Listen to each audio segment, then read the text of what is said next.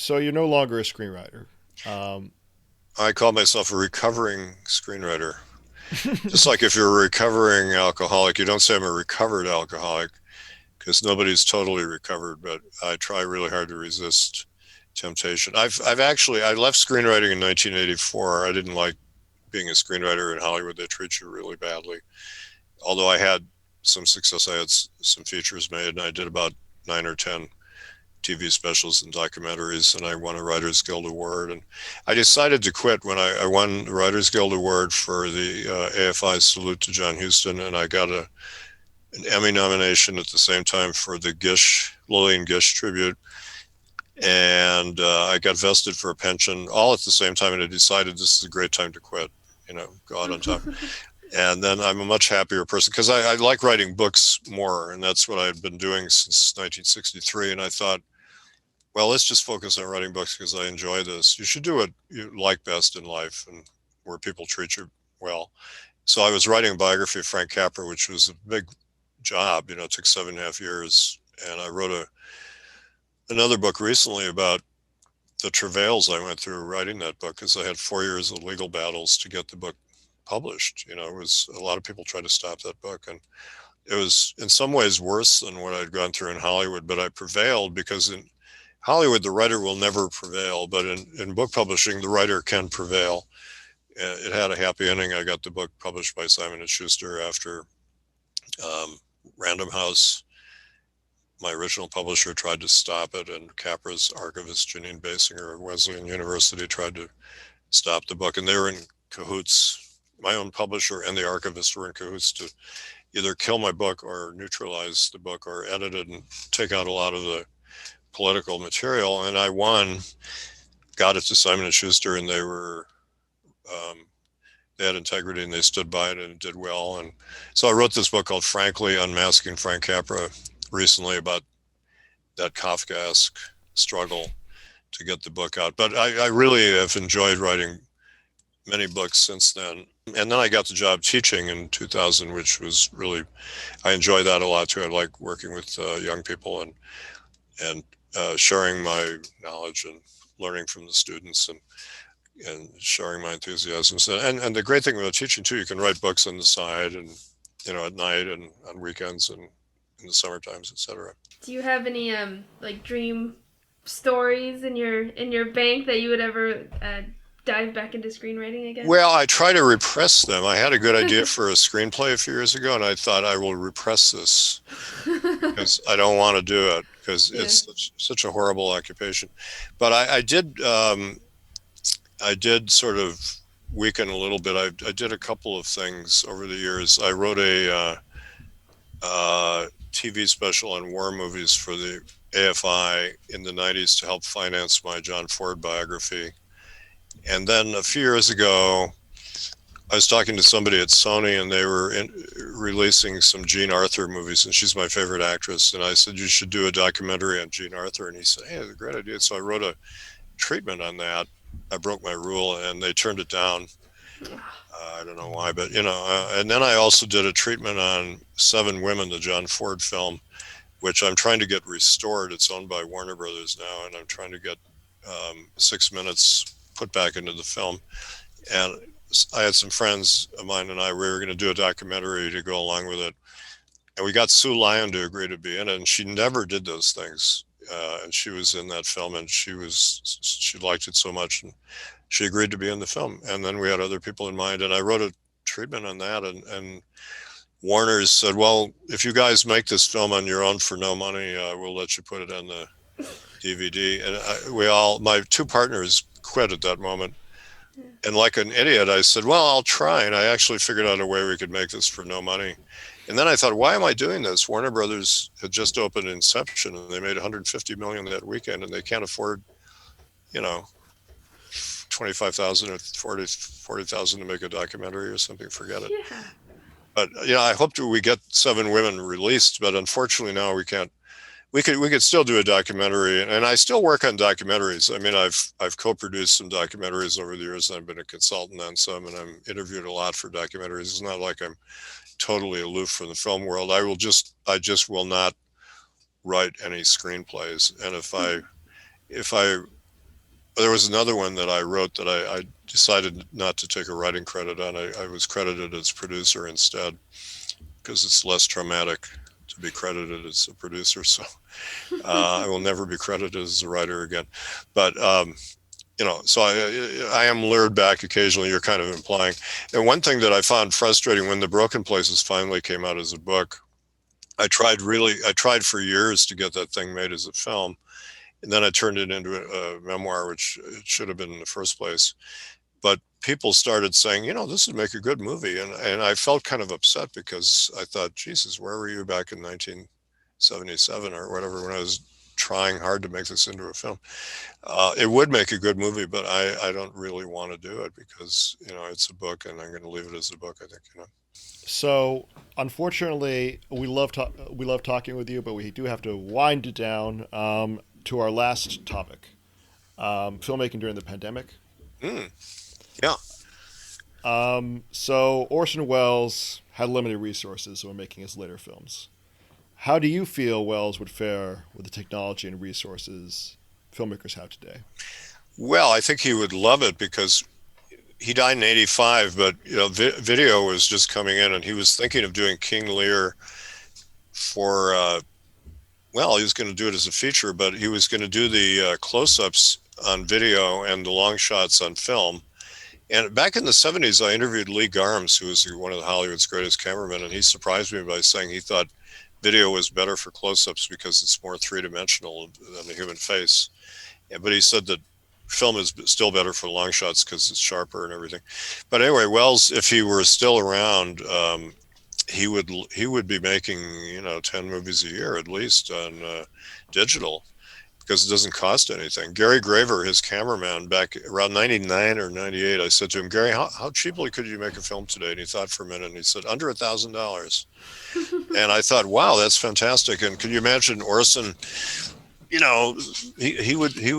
could put together a script that he could do for, small amounts of money. Some movies take some more money if you're trying to recreate a period, like he was going to do a film of The Cradle Will Rock about his 1930s stage production, and that fell through, and then somebody else did a version of it. But he would be making all kinds of experimental things, and he would be using the medium. I just saw an interview with him from 1955 on BBC television, and they said, what do you think of the TV medium? Do you like it? And most people were putting it down at the time, and he said, no, I love it. I think it's an exciting new medium.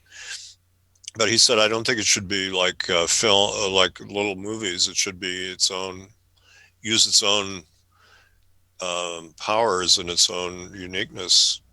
And he did in 1956 The Fountain of Youth, which is a very daring experimental television show that was too experimental for the networks, and it was dumped in the summer on a show of unsold pilots, but it's a terrific film, but it's hard to see now. But he was experimenting with the medium, and I think today he'd be doing that. But if you're a student or a young filmmaker who wants to break in, I've been sort of urging them, make a film about the pandemic world we're in. Most of the scripts I'm getting act as if the pandemic never has happened yet. They're kind of like the world as it was 2 years ago. People are running around normally, but I would think, you could make an interesting film even if you don't leave your house, and your friends, the actors, you could write a script about people being separated but having relationships somehow interconnected. I could imagine love stories. For example, I read sometimes the Washington Post has a column on dating, which is kind of fun to read because you see contemporary mores, and they've had to write about dating in the age of the pandemic and how do people get together, and that could be a good kind of movie to make. Like, how does a couple get together and form a relationship, overcome because romantic comedy is a big part of it, is overcoming obstacles. And one theory of why romantic comedies are not as good as they used to be is that there are fewer obstacles for people getting together than there used to be. There used to be more social obstacles and things, but now we have the whole pandemic obstacle. So you could write a witty, interesting movie, and you don't have to be with your collaborators. You could write the script and direct them long distance and have them act scenes. And I'm not sure what kind of story it would be, but I mean, why not try it? Try to deal with the world as it is now, although it's changing constantly. I think we'll still be in it for a while. I mean, Yeah. who knows, a year or two at least. But I think people should try to make films about the world as it is. Um, that's a challenge, and it's an interesting thing. I know that in film schools, one of our problems is people who are production students like to be together, obviously, and be on the same soundstage or somewhere shooting a film in a group of 5 or 10 people, and that's been hard to do. Although we're kind of getting back toward that again since people have been vaccinated and everything. But I mean, at a certain point, you need to be together when you're making a film. It makes it hard and limits you. But limitations are part of what art thrives on. As Wells said, not having money is a stimulus because you have to think of solutions. And he said a lot of young directors are spoiled by having unlimited funding because they could just throw money at problems. But if you don't have a lot of funding, you have to think of creative ways to do it. And the same with social issues, social limitations too. So by the way, I just have to, as a complete side note, could you tell the story about Greg Toland and Orson Welles, how they had that conversation on the Citizen Kane about electronic cameras? Yeah.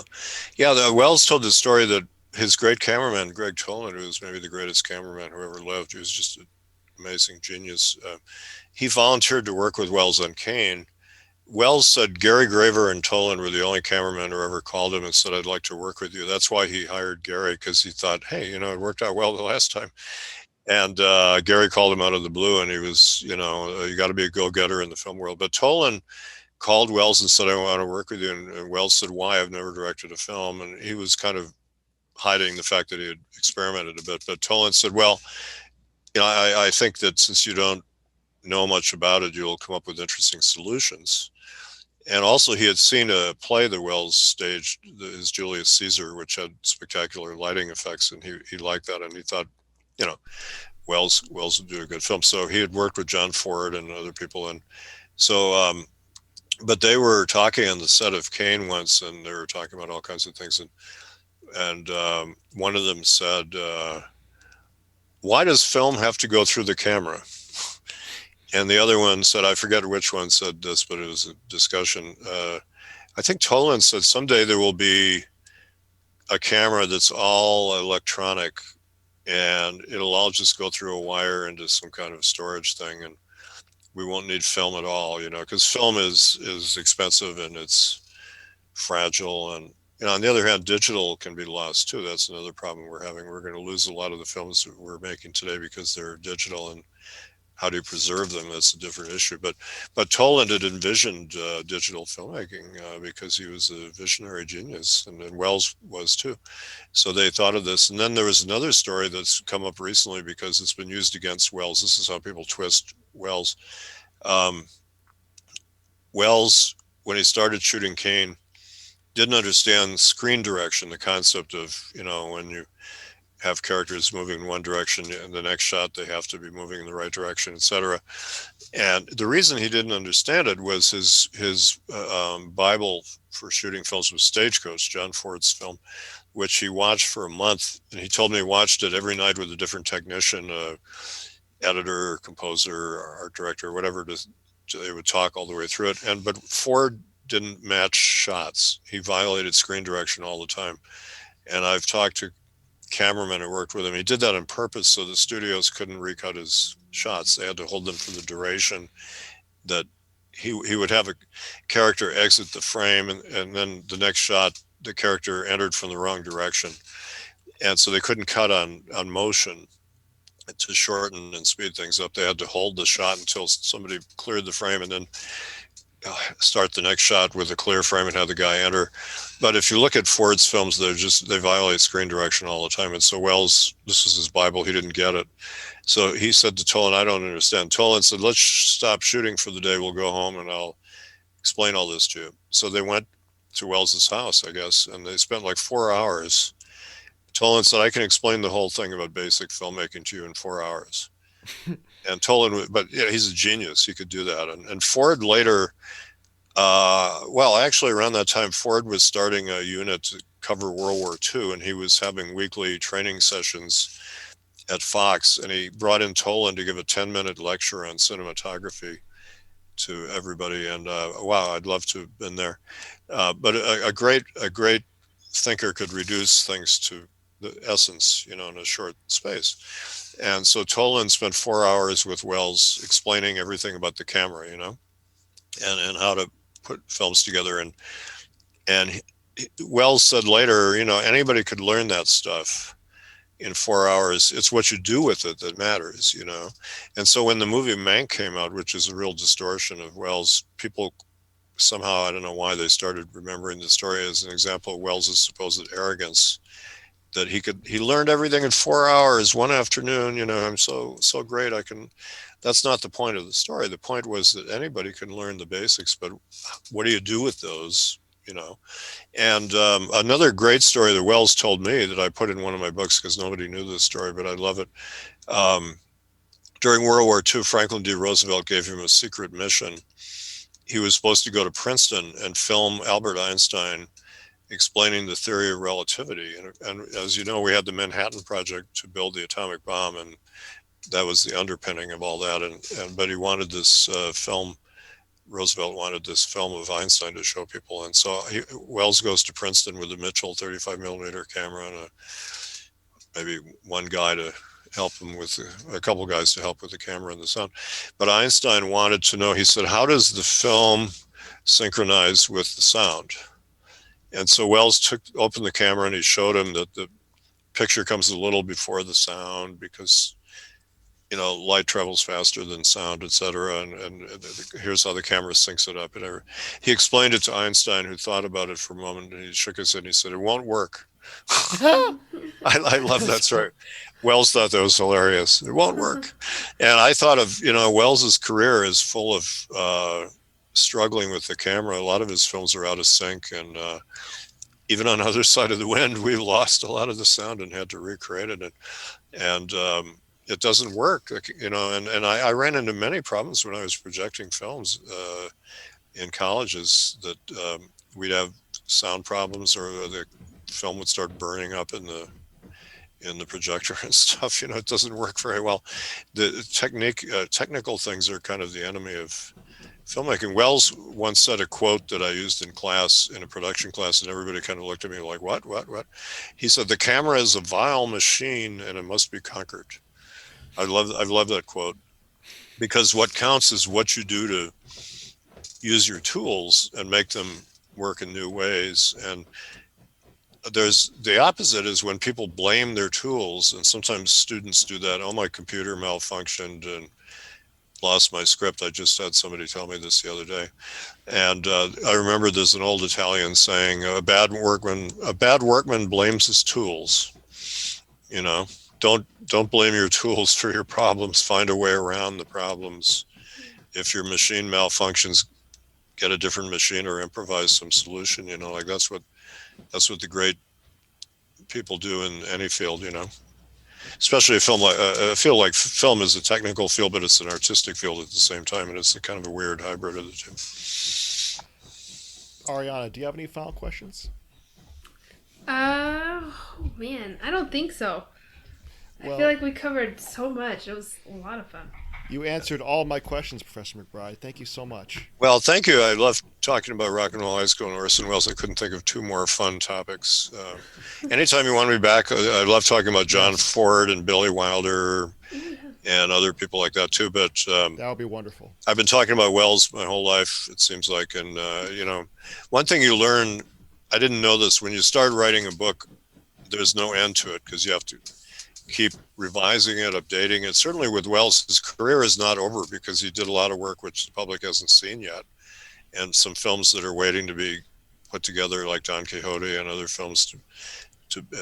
Other projects are in an unfinished state, and he left fragments of films, and a lot of them are blocked for legal reasons, etc. So his career is full of surprises left to be seen. And John Ford, I discovered a lot of World War II films that Ford did that are at the National Archives that nobody bothered to look for, you know. And it's part of what you do as a film scholar. I found 10 Frank Capra films at the National Archives that nobody knew about, and they've since been released. Wow. And I helped discover that film, The Hearts of Age, the Welles film. I told you about it. Gary Graver told me every 6 months, Welles would suddenly say, "Why did Joe have to discover The Hearts of Age?" You know, he was not happy that I found that early student film of his, but it shows talent and originality. He called it a spoof of avant-garde filmmaking, but I think that was kind of a defensive, and maybe it was partly a spoof, but I think he kind of meant it, you know, like Alan Arkish says, "I meant it," you know. But that's what young filmmakers do sometimes, is they play with the medium, and then that's how they express themselves. And then they get embarrassed about it later. Yeah, and then they get, yeah, I mean, it is. I can certainly attest to that. Yeah, it's a piece of juvenilia, but I just read that Stanley Kubrick personally burned the negative of Fear and Desire, his first feature, and I was sad to read that because it's not a good film, but, you know, you shouldn't destroy your early work. It's part of who you are, and we make allowances for it because, you know, he made all those great films later, you know. Yeah, it's good to showcase growth. It gives people, especially young filmmakers, hope. Yeah, because you look at Dr. Strangelove or 2001, you think, how could I ever do that? But if you show Fear and Desire, you think, well, I could make a better film than that. You know?